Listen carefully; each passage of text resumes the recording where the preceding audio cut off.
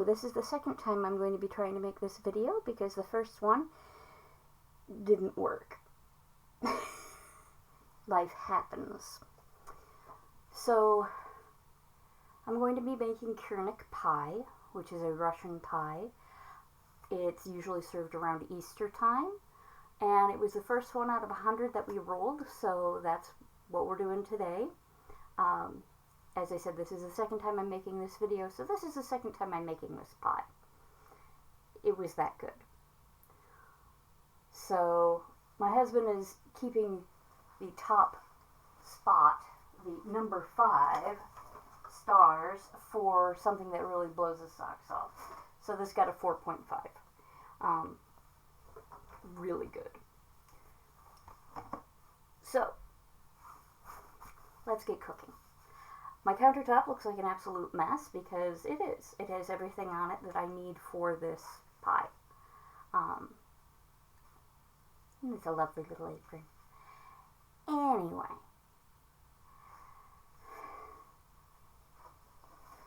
Tools you may need. Either paper towel or towels. My mother made a bunch of these, and this is the one I got. You just wear it like that. So you always have your towel with you. So I keep one side for drying my hands after I wash them, and one side for wiping everything off that gets on my hands in the first place. It makes life a little easier in the long run, and I'm not wasting a lot of paper towel. I have a flimsy little cutting board. I used to have this really nice flat sheet for rolling out pie crust on that has concentric rings so that you can see how big you need to get your crust rolled out to in order to make it work for what you're making. And it unfortunately bit the dust. So we have this. This will work. Kurnik Pie has rice, so I've got out my rice cooker. I do need my food processor, but you can use a pastry cutter or a pair of butter knives to cut your dough. So if you've never seen a pastry cutter before, that's this wonderful tool. They have some that are like rounded, and they really don't work as well. You want the one that looks like it's going to hurt if you punch someone with it. It's not sharp at all, but it is called a pastry cutter. Because what it does is it cuts your fat, be that butter, vegetable shortening, coconut oil, you know, whatever you use, into the flour in order to make it into those pea-shaped balls so that you add your water and all that, and make a dough out of it. That's a tool I won't need because I have a food processor. My old food processor stopped working. So I had to get a new one. I'm very happy with this one. I haven't used it yet. So let's see, what else do I have? I have this little device. This little thing cooks, or I should say hard boils eggs in 15 minutes. It works really well.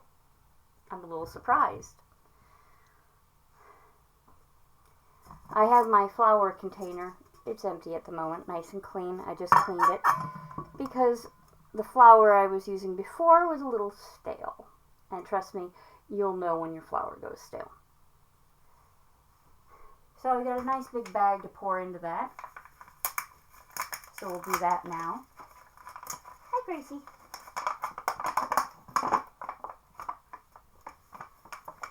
And for those of you who have containers for flour, be very careful on your pour so that you don't get the big cloud of oof.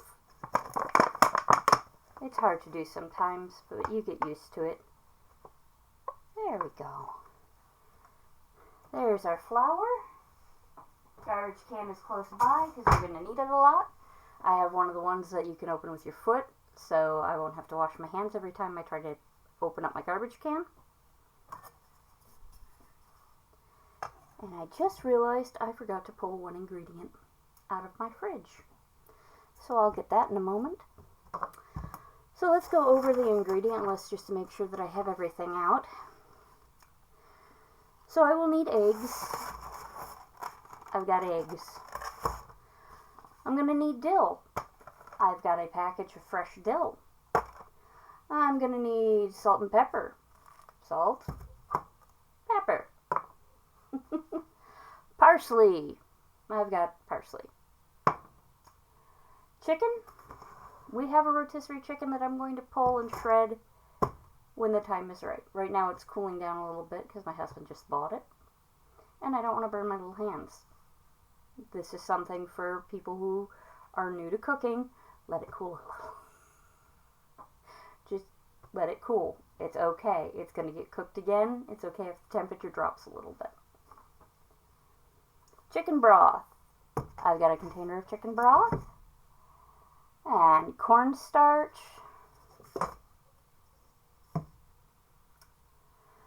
Half and half. And then I've got my mushrooms and my butter and my bag of rice. I also have a pot to cook my mushrooms, onions, and chicken in. I've got my rolling pin out for when I need to roll out my crust. And then one thing I forgot was cream cheese. So let me grab that real quick. There you are.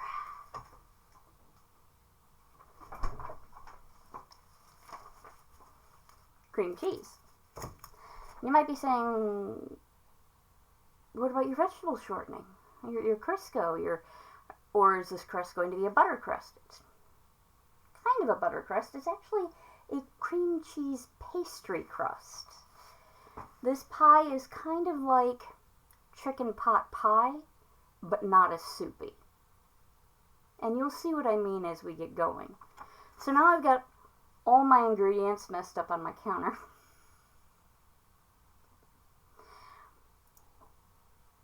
Or I should say on top of my stovetop. This is obviously not good for a workspace, but we're about to get a few things going, and that's going to clear some of this stuff off of here.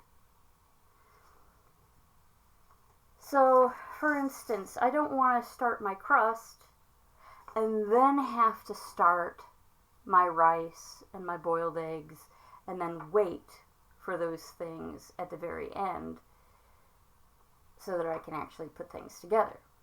That's not worth it. So, this printed out on 2 pages instead of back to back like I usually like.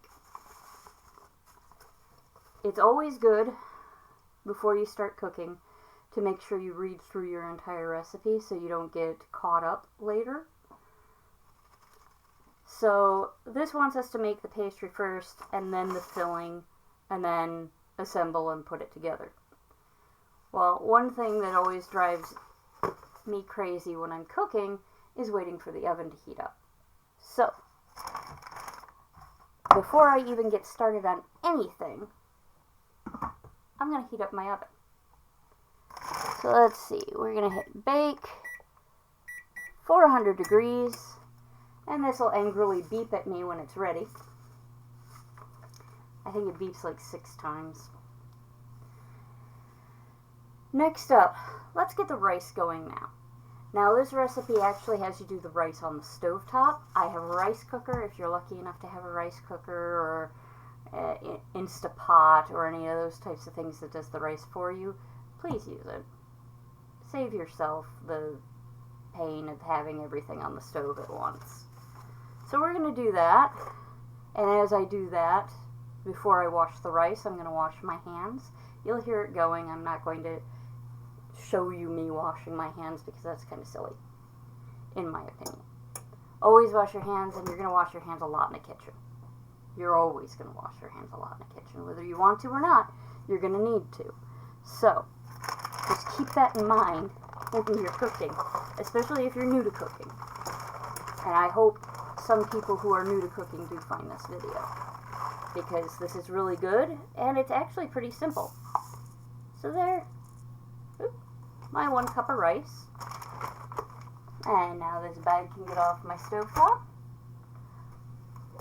I can move that over, open up my rice cooker, and now I'm going to go wash my hands and my rice so that the TikTok rice mommy doesn't come and scream at me for not washing it.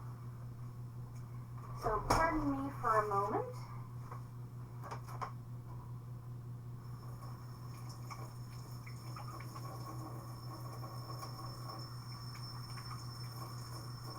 Okay, hands washed,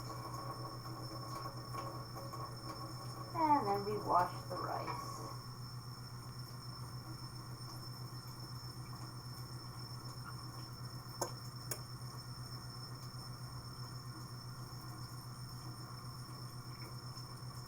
And you just want to wash it until it comes out clear.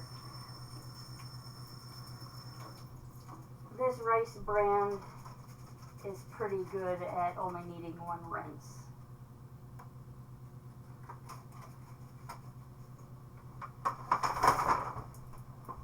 And then that goes into our pot.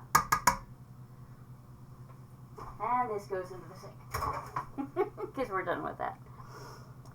Normally I'll take this over the sink with me so I don't leave a trail of water, but got most of the water out anyway. And then for this, they actually want us to use chicken broth or water. We're going to use water because I don't think I have enough chicken broth for everything, sadly. And let me get my measuring cup. See, I already forgot it. But it's in the dishwasher. Actually, let's see how much chicken broth is left in here. If I can get 2 cups now.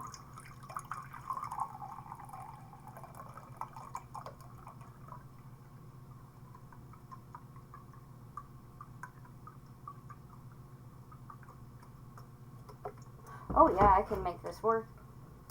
Okay, so 2 cups of chicken broth in there. We can make this work out just well. Just fine. Oh, I need to turn on my power bar. And tell it I got white rice in there and start.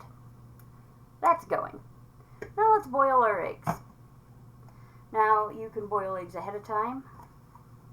I didn't. As I said, I've got this nice little egg boiler that sits on my countertop. It comes with this wonderful little measuring. So you fill it up for water for soft, medium, or hard boiled. And it's got this little needle kind of thing, or nail more like it, in the bottom that you puncture the eggshell with where the bubble is. And we'll get to that in a second.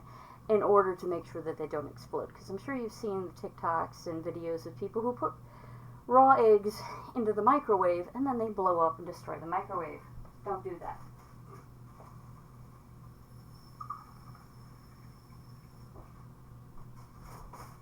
Just like a potato, they need holes or they explode. So the water goes into the bottom of this. And then I move things off of the eggs. And I need 4 hard-boiled eggs for this. And you might say, hard-boiled eggs for a pie? This is the second pie that I have made that needs hard-boiled eggs in it. The second. And it works out really well. So, for an egg, we all know where they come from. On the larger end is where you'll find that pocket of air with that membrane.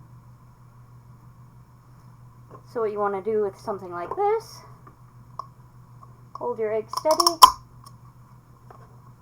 One teeny tiny hole you really can't see.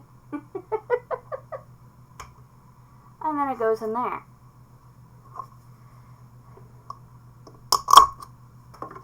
This is actually kind of a neat machine. I'm really enjoying it. after learning how to use it, I think I might use it more and make myself fresh egg salad once in a while. 4 eggs. Put the lid on and turn it on. That's done. Now, I will need 1 egg later, so I'm going to leave that out. And then I'm going to put this back in the fridge.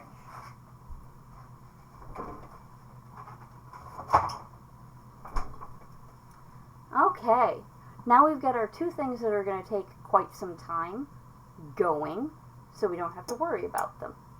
When we need them, they'll be done. And that's what you want. You want to make sure that you get things going so you're not scrambling or having to wait at the last minute. It's always a good thing to do to try and get yourself organized in that fashion. Here I am just trying to get organized on my counter. The next pie we're doing is actually a Bakewell tart, so I've got almonds because I need almonds for it. It also sounds very good, but it's a dessert pie, or tart, whereas this one is a meal. So there's going to be a lot of different pies coming up this year on this channel, and hopefully you'll be here for most of them, and maybe you'll try some of them. I can only hope. I'd like to inspire somebody to start trying to cook. A little bit about me as I move some things over here. I've been cooking since I was about 7, 8, 9, somewhere in there. I started cooking for my family full meals before I left elementary school. So I've been cooking for a long time. I got my first job in 1996, and I worked at a Hungry Howie's, so cooking job. And since then, pretty much every job I've had has been cooking. So it's been my life. This year, sadly, 2023, in August I had to quit being a cook because I have been diagnosed with fibromyalgia, and fibromyalgia and being on your feet all day and trying to put away big heavy boxes of an order and move fast just does not work, sadly. Alright, so I'm going to pause the video so that I can change over to this camera that you may have noticed up near this very bright light, so that you can get a top down of what I'm doing on my counter. That way you can see and understand what's going on instead of me trying to explain it. This is how most of the cooking shows I watched growing up did it, so that's what I'm going to follow, because it worked for me.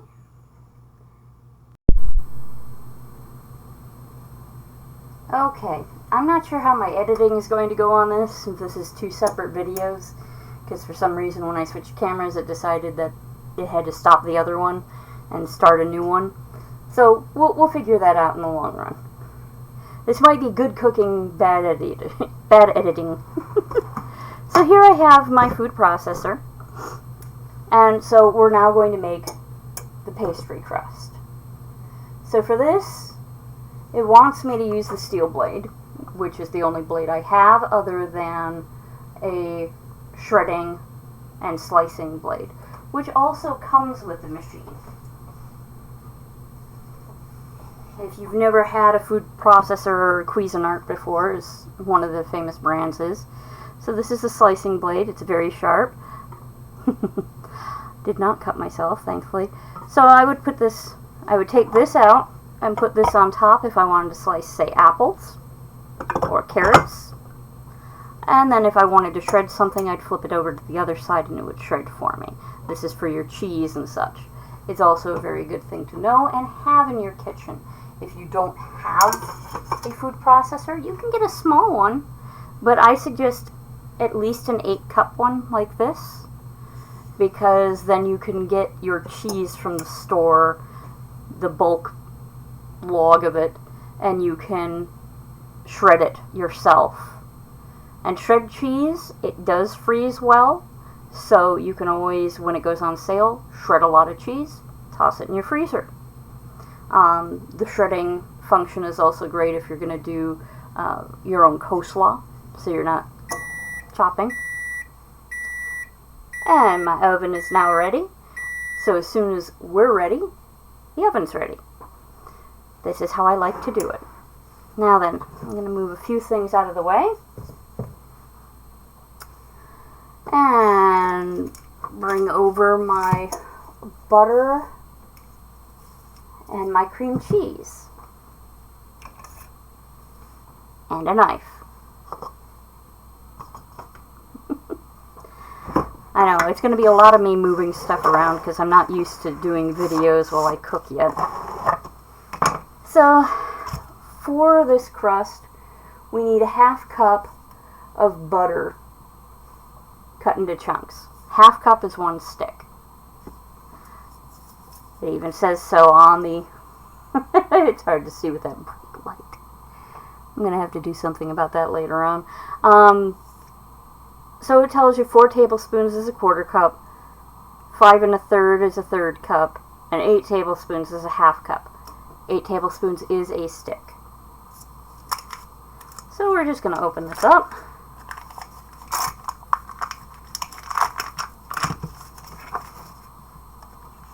And just cut it into slabs. And then those go into the food processor. As I said, you know, this is why I have, I'm glad I have this 2-towel thing my mom made. One side I let get dirty, the other side is for drying my hands, so I have a clean side and a dirty side. It makes life easier for me.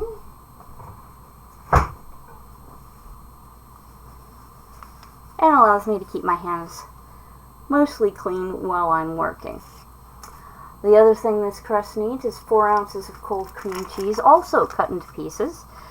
4 ounces is half a 8-ounce block.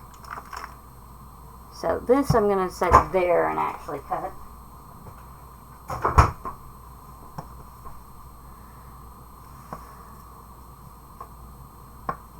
And we'll just cut it this way.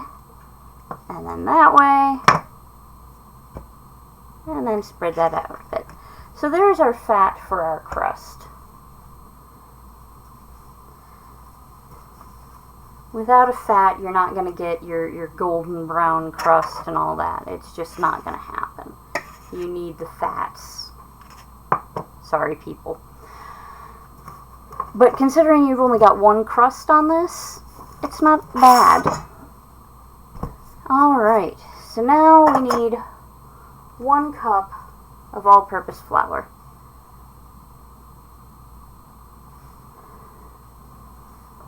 So that.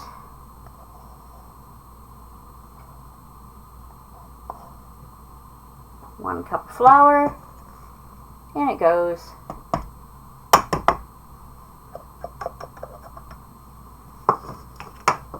And now my flour container can get out of the way. As I said, it's a lot of moving things around. But as you see, my workspace is getting cleaner. Okay. So this is going to get a little loud. I apologize, but you'll see what it's talking about when it makes a crust. It should take, this says, 18 to 20 seconds, but chilling the dough afterwards is not necessary, so...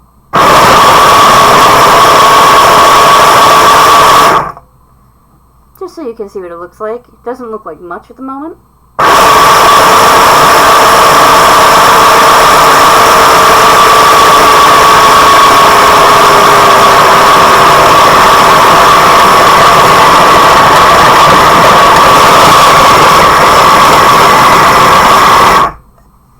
And now we have our dough.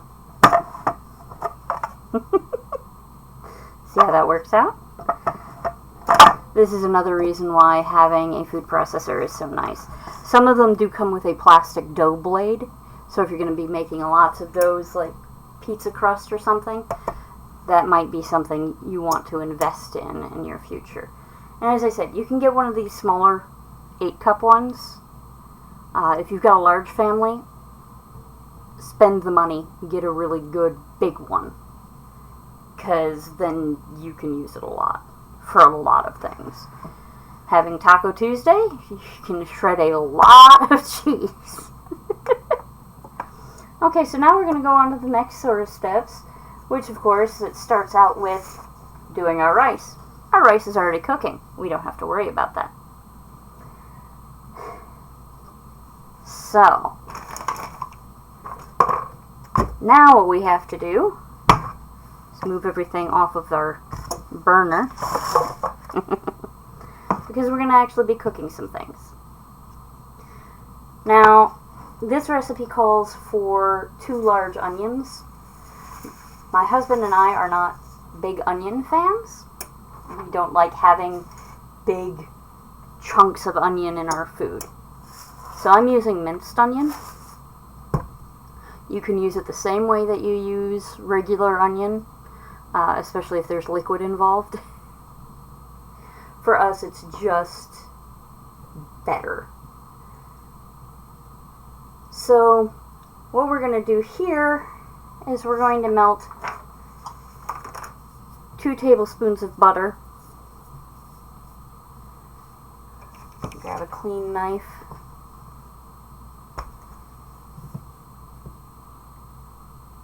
That way I don't cross-contaminate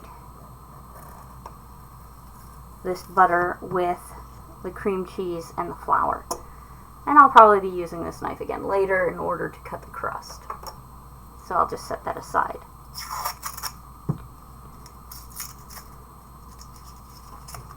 So, 2 tablespoons of butter. I take the larger piece of wax paper, oops, and put it right back on the butter. That keeps it from drying out and getting stale. Okay. And now it wants, as I said, the onions and the mushrooms. And it wants us to cook until the, that's 1, there's 2. Until the onions are caramelized. Obviously, mine aren't going to caramelize. But when the mushrooms are done, that's when I can move on to the next step. Now, yes, my mushrooms are already clean and washed and sliced, and they were on sale. Best time to get anything. Alright, onions can get out of the way, and we turn this on. So as I said, this goes until it's caramelized for the onion, or in this case, the mushrooms are done.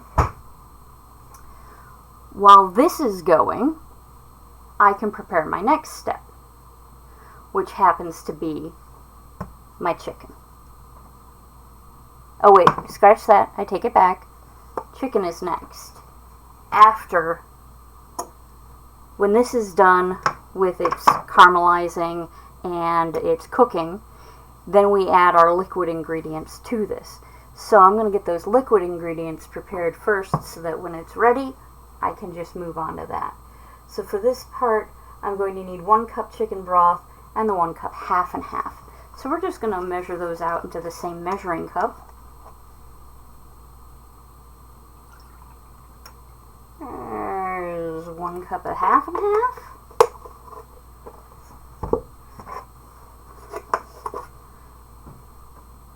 And this will probably be the last of my chicken broth, but that's fine.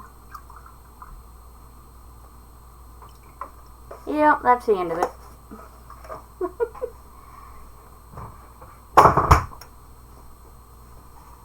So those are now ready to go.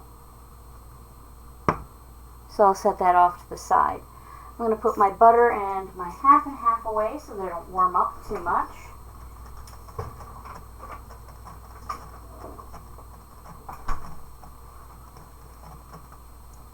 Oh, I hear my butter starting to melt.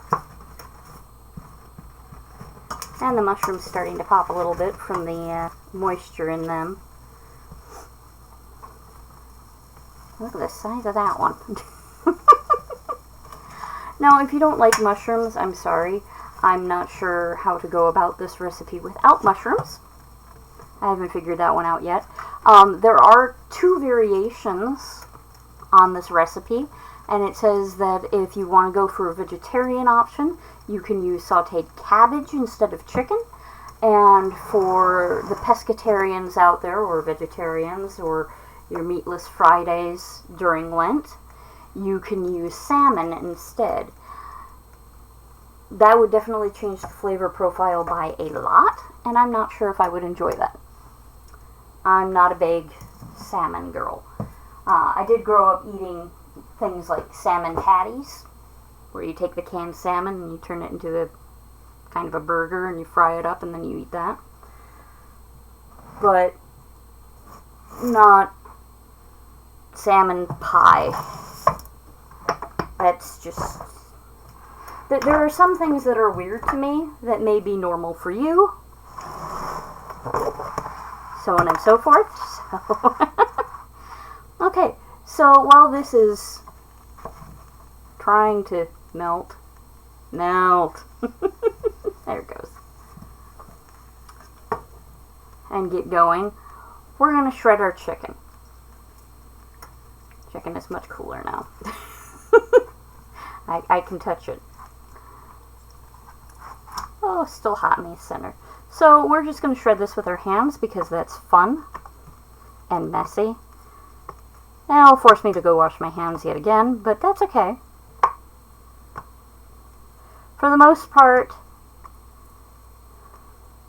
I try to make sure that what I'm working with along the way isn't going to cause too much cross-contamination.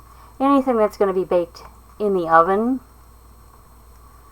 that's different, but there are certain types of cross-contamination that you should be very wary about in your kitchen, such as, I'm sure most people have told you, you don't cut raw meat or fish and then your vegetables on the same cutting board. That's a no-no.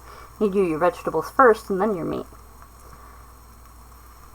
So what I've done here, though, is I've taken out all the slicing that I've needed to do and washing of the mushrooms. That mushroom washing is a tedious chore. Something great for kids to do. My mom was not a mushroom person, so we had canned mushrooms most of the time.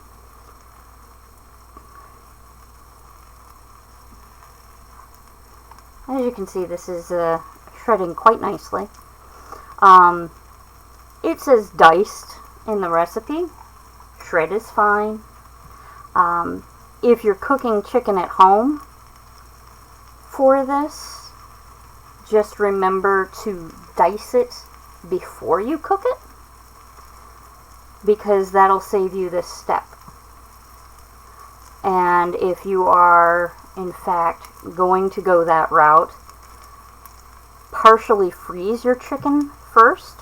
Oh, there's a bone. That way it's easier to cut. Partially frozen is always easier to cut. Completely frozen can give you blisters on your hands if you're doing a lot of it that way. Okay. Let's give this a stir.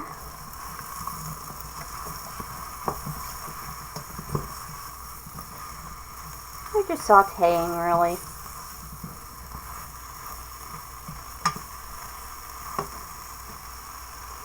Now, if I had onions in there, they would also be adding juice to the mix. But since I do not, it's a little drier.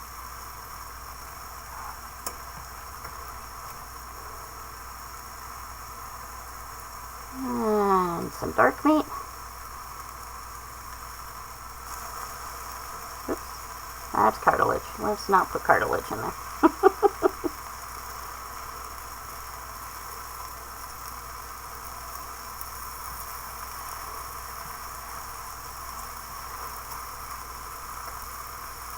So, as you can see, so far, there's nothing too crazy about this pie. It's all very simple. It's all very easy. If you're just starting out on your cooking journey, this might actually be something good for you to try. It's a very simple pie to make. Very simple ingredients. Yep. The hard-boiled eggs are done. Need to turn the power off on that thing. Okay. Rice is still cooking.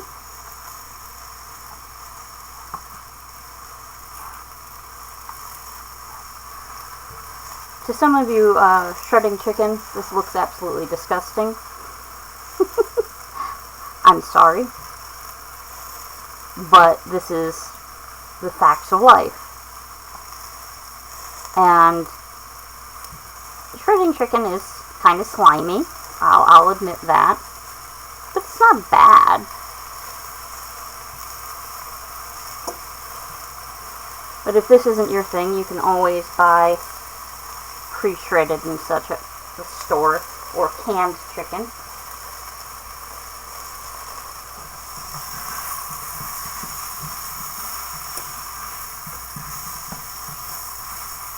Okay, I'm going to turn my heat down just a bit.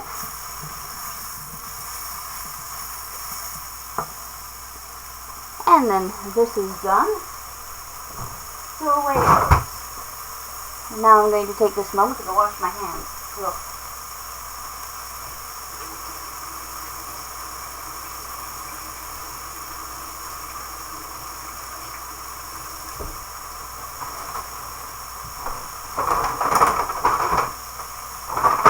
Darn paper bag. Okay.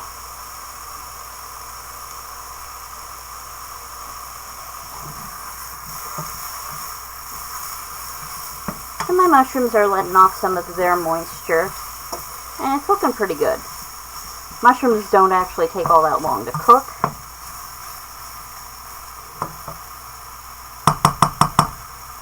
So I'm going to set this there for the moment to stay.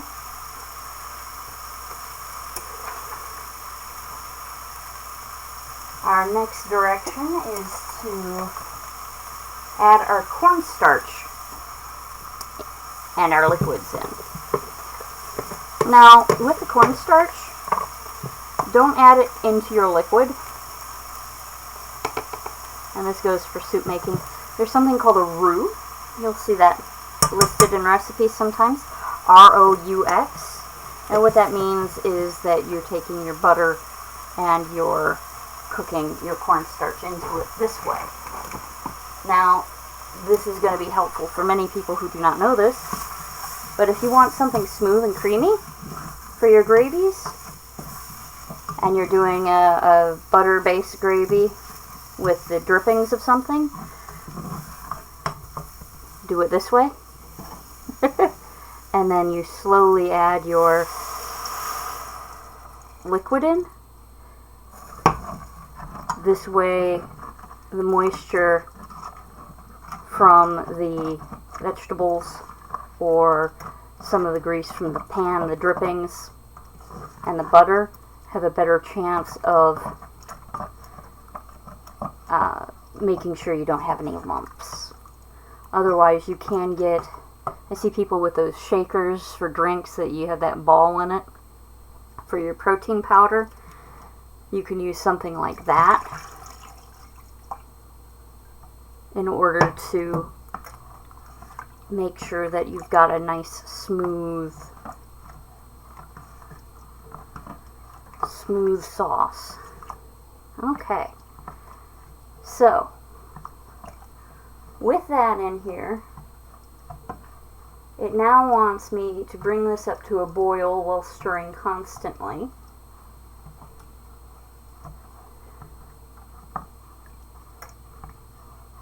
So, up goes the heat.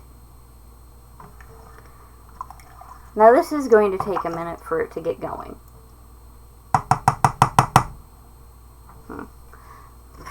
onions are sticking to my spoon. There we go. In you go.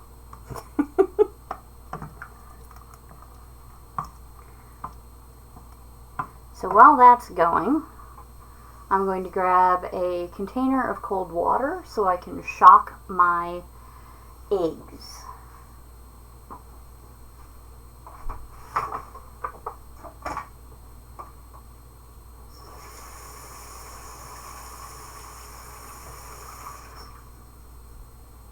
I'm not going to use a very deep container because this is only going to take a second. Ooh, one of my eggs burst open anyway. So as you can see, they they are cooked and they are hot. They're quite hot. There we go. And put this cover back over here.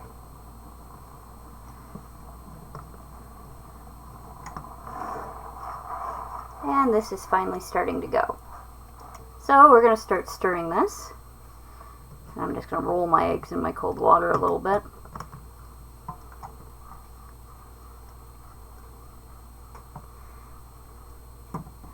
So nice, creamy mushroom and onion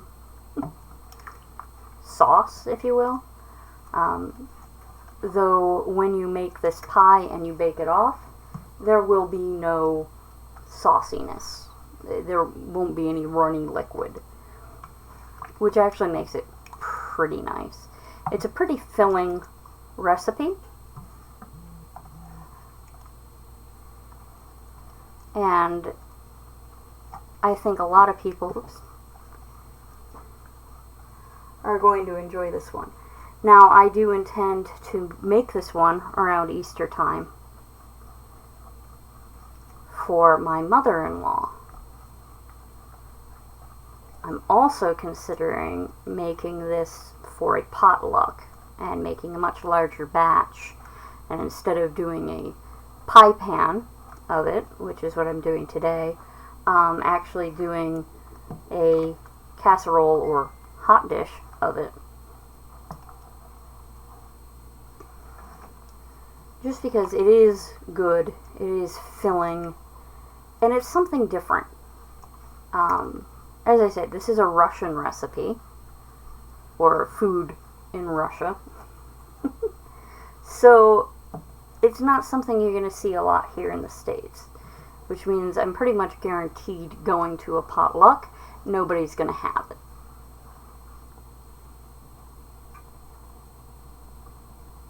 So I can hear the bubbling on the bottom of this pot. That's telling me that it's getting close to doing a rolling boil.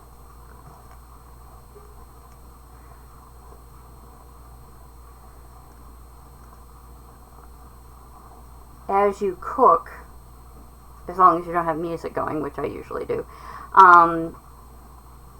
you'll be able to hear the difference as you get used to the kitchen in whether or not something's getting close.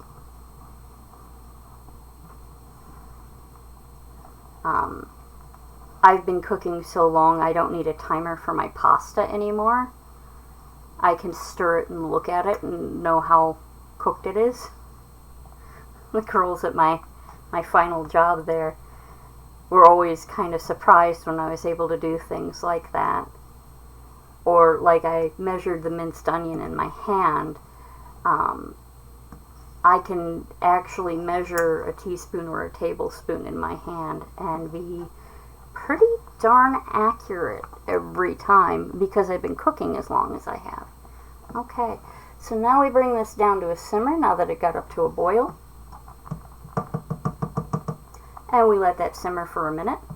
And then we're going to add our chicken and our salt and our pepper. So as I'm waiting for that minute, I'm going to grab some paper towel. we're going to deal with our eggs. Glorious, glorious eggs.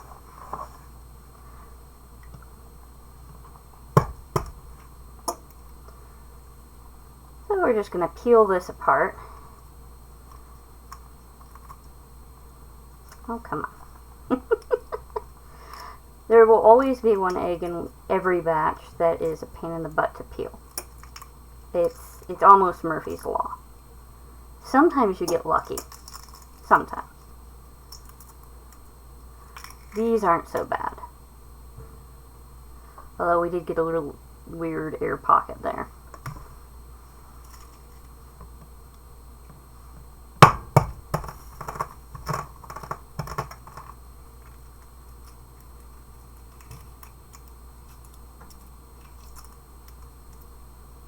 So, they feel quite nicely. Oh, that's got a little shell on it.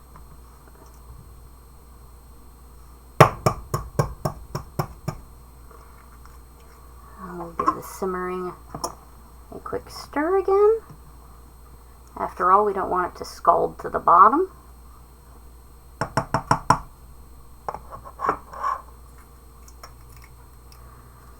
If you have kids, having them peel the eggs for you is always a nice fun job.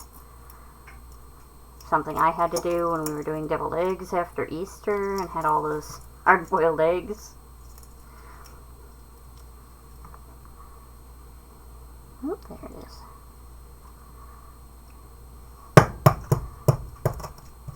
And I understand, oops, turn that off, people wanting to keep their kids out of the kitchen while they cook, but in many cases, don't keep them out. Give them a task. Have them help you by reading the directions for you. That'll help their reading skills and their understanding.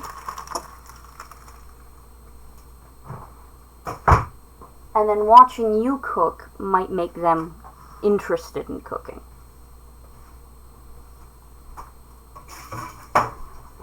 You know, we all hear the nobody wants to work anymore kind of thing. And then we go to a restaurant and it's really hard to get people to stick around in a restaurant because it's a lot of work. And then you've got a lot of people who show up and complain about things. It's not cooked right, it's, you know. So it's hard to keep people in a restaurant. But if somebody's confident, like I was, in my cooking skills from an early age, we're more likely to stick with a restaurant job. And a restaurant is not only female or only male. In fact, most people think all the little kitchen sets should only be for girls. We need kitchen sets for boys too. I wish Gordon Ramsay would come out with a his own series of like Fisher-Price play kitchens for either gender. Just because a kitchen is where everyone should be. Everyone should know how to cook. How to boil an egg. How to cook pasta. How to fry an egg. I cannot believe how many people I've had to show how to fry an egg in my life. It gets a little sad sometimes when you're in the workplace as long as I have and you've had to show people how to do something you think is really simple, like taking care of themselves in a kitchen. Okay, so now I need 1 teaspoon salt to add into this.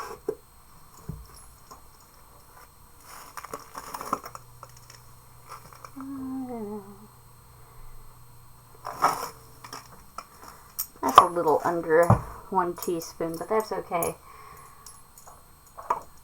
And then freshly ground pepper to taste. Oh, can I get this open without bending? Oh, I got it open without bending my nail backwards.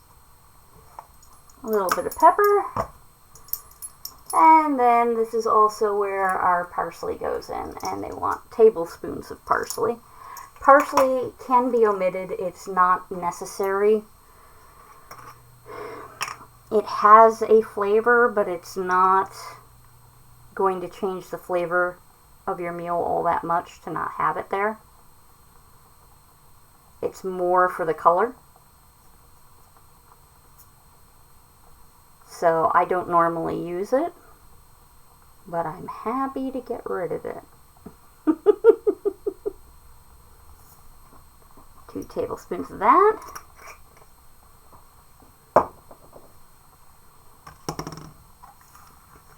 And then we stir this up.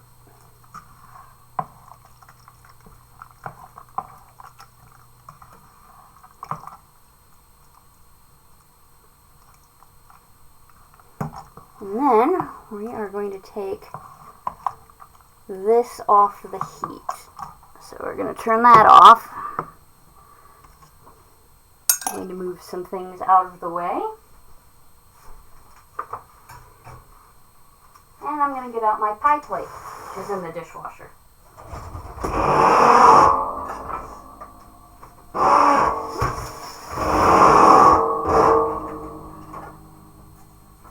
I really need to boil that.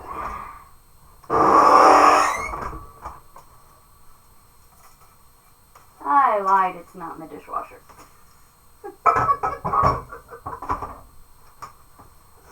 Okay, where is my pie plate then? Is it up there? See, this is what happens. I did dishes, and I put it all away, but I forgot to leave out my pie plate.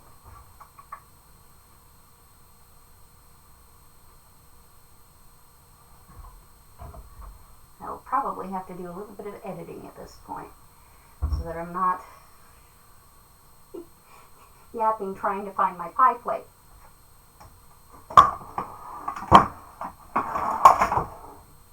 Oh no, that's not going to work.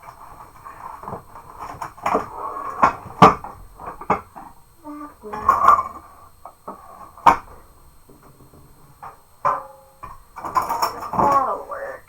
I don't know where my pie plate is. A clean one anyway. I've got a dirty one in the sink, but I'm not washing that.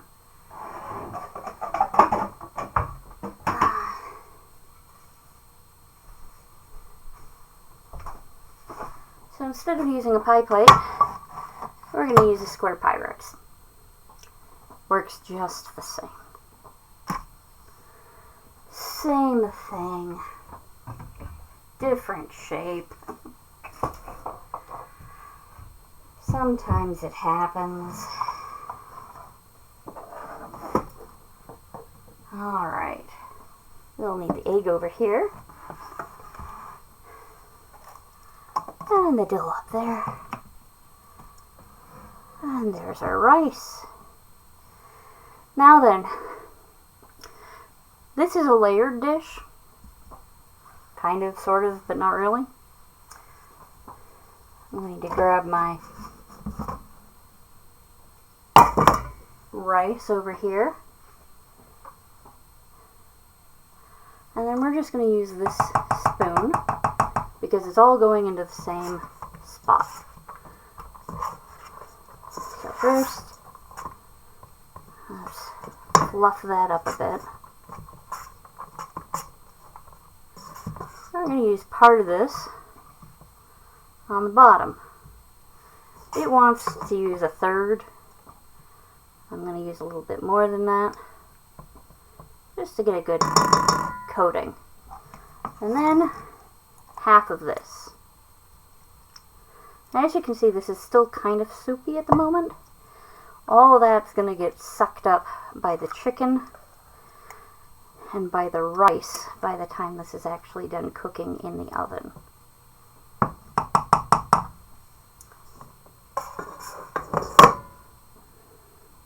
Another layer of rice. Oh, I guess I can do the 3 levels that they want. And then the rest of this.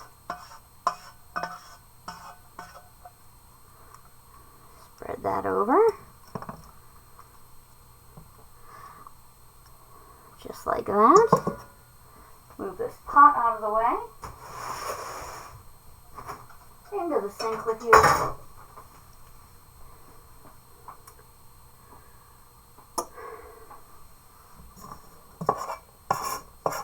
And then the rest of the rice.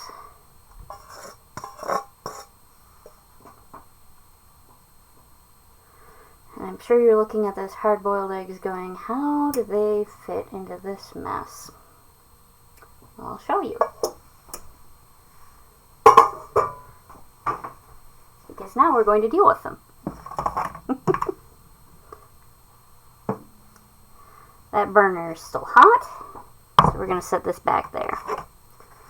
And we're going to bring this forward. So now I need to dice up my eggs. Now you can use an egg slicer to do this. You can use a slab chopper or anything like that. I just prefer using a knife. I don't know where my egg slicer is off the top of my head because I'm in the middle of cleaning my kitchen, like deep cleaning. I'm getting rid of things I don't use. Had this little egg boiler not done what I wanted it to, then it probably would have been on the way out. Okay.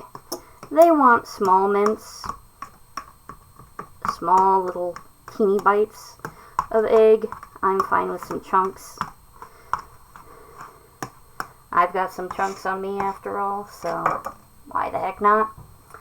And then they want 1 tablespoon of chopped dill. So, let me grab our tablespoon.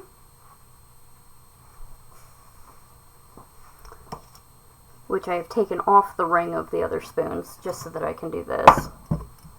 Otherwise, I am very much against taking my measuring spoons off the ring, because then they get lost. And then I find one, but I can't find the one that I need. And that's a pain in the butt. Okay.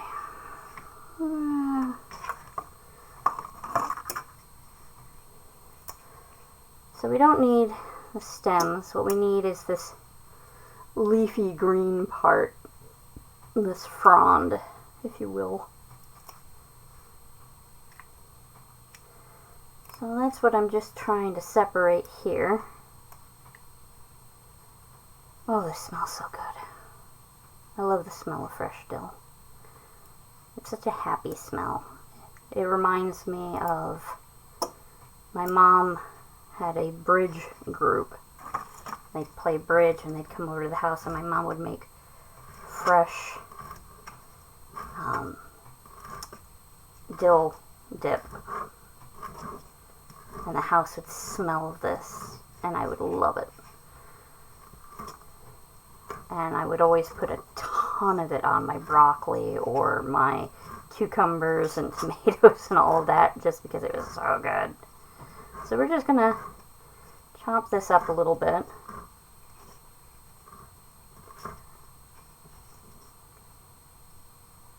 Let's see.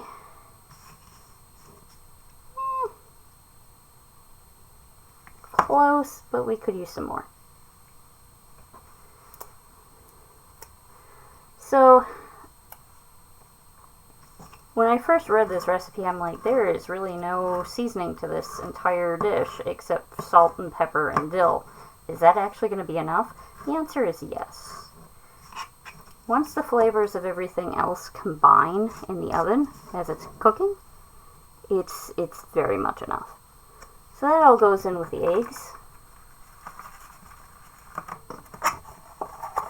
And I'll seal that back up. It'll go back into the fridge in just a moment. For now, move it aside. And we're just going to use this to, since we're done, essentially, we're going to use this to mix this up. And then this actually goes on top of this. And I know, it sounds weird, it looks weird, it's not something you might have ever seen before or thought about doing, but it's actually really good. This is the second pie I have ever had a recipe call for hard-boiled egg put on the top like this. And the first one was really good as well. It's a ground beef pie. Okay, now for the final part, our crust. So I'm going to get rid of this knife that's done so much work.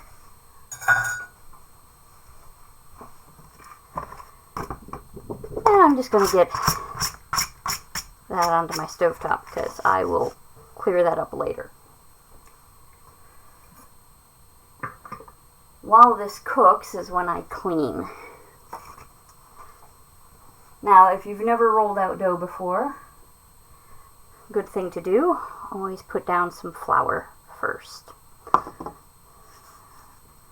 This will keep it from sticking to the board, or in this case, the plastic sheet. I will eventually either find a new one or have to order a new pastry sheet for rolling out my dough on, because they are very, very helpful and very, very wonderful. So there's our ball o' dough. Oops. There's still some left in here. There we go. As you can see, that's really nice dough. So we put a little bit of this on the top. We're just trying to make sure, in fact I'll put a little on the sides. We don't want it to stick to the mat. That's the big problem. The other problem is not wanting it to stick to our rolling pin. So add a little flour to that. And then this sheet, I know, is just going to roll all over the place on my counter, or on my stovetop, because it has no traction. But that's okay. We make do with what we have. That's half of kitchen work. And I'm trying to make a square anyway.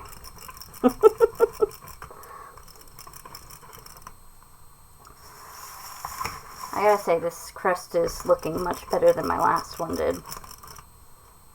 So, I'm already feeling better about this second go at the Kurnik pie. Let's see.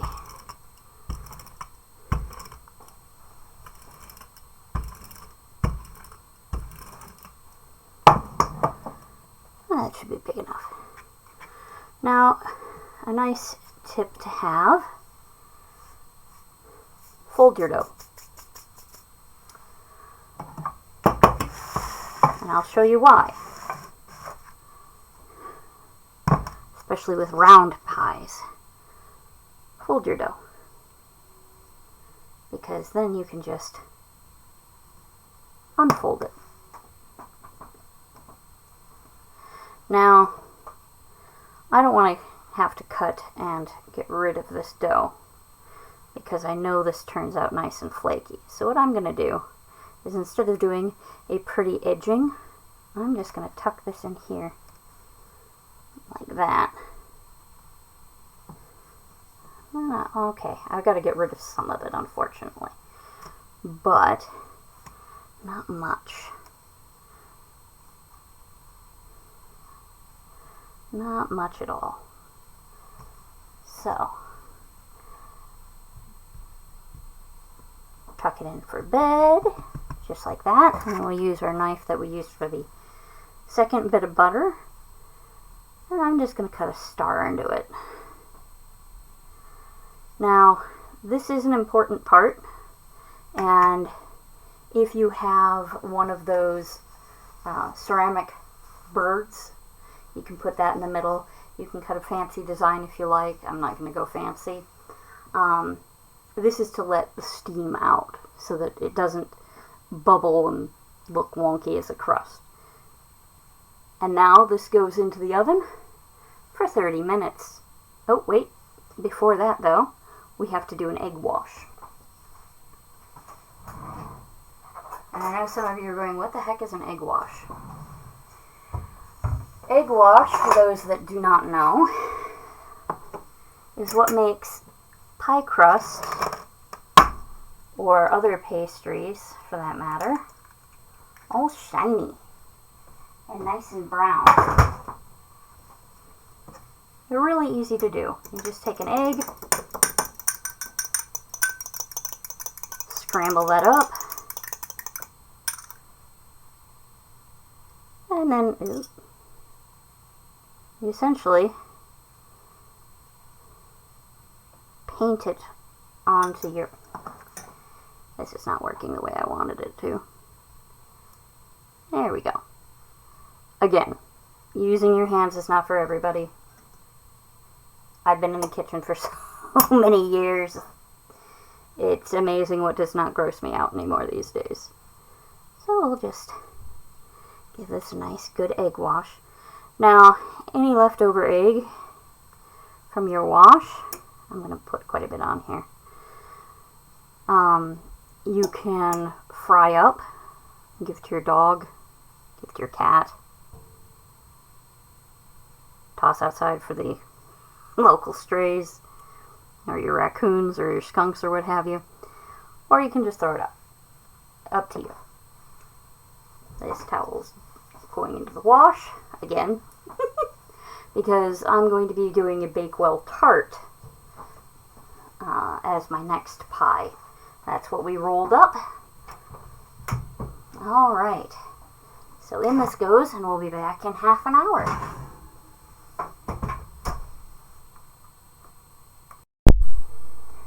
Okay, with the last couple of minutes here, I just want to apologize in case my editing comes out bad, because I've never edited a video before, and therefore it might be a little choppy or a little bizarre in the cuts, and for that, I apologize. I'm still learning. However, if you have any suggestions that may help me in the future, please feel free to leave those down in the comments. Please like and subscribe if you want to see my year of pies. As I said, the next one is going to be a Bakewell tart, which has almonds and a jam, and it sounds really interesting, and it was very big on the Great British Bake Off. So I've got my cherry jam for that. I hope to make that this weekend. I've never made a tart, ever, so this will be a big learning experience for me. At the end of that video, my husband and I will try it, and then he will roll the D100 for the next pie. The recipe for this one, I will be certain to put in the description where I got this recipe from, so that anyone who would like to try making it themselves, you don't have to follow along with this. You can go ahead and just go get the recipe yourself. There are going to be many variations of the same recipe out there. This is just the one that we chose to use.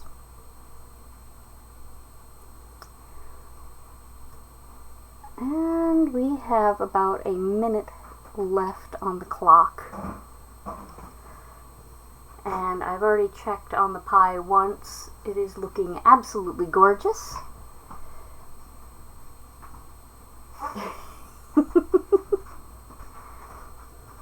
And as you see, I have cleaned up my workspace, because that's what you do. While something is cooking, you clean. Just so that you don't have to do that after you're done eating. Again, if you have kids, you can make them clean. Because that's what my parents did for me when I started learning how to cook and wanting to be in the kitchen. I had to clean first and learn where everything went. And then I had to be tall enough to actually hit the dials on the back of the stove. So. And I still used a chair half the time because I'm short. Alright, and my timer's just about to go off. And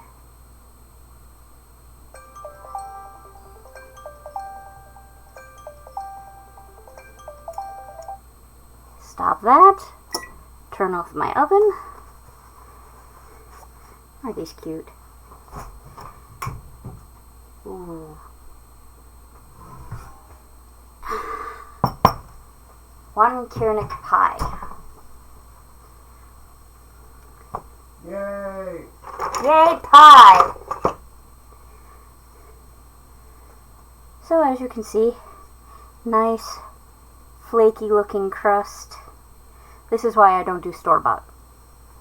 I have more control over what's going on with it.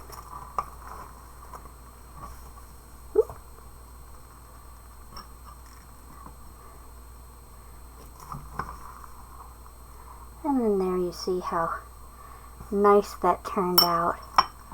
There's a portion for my husband.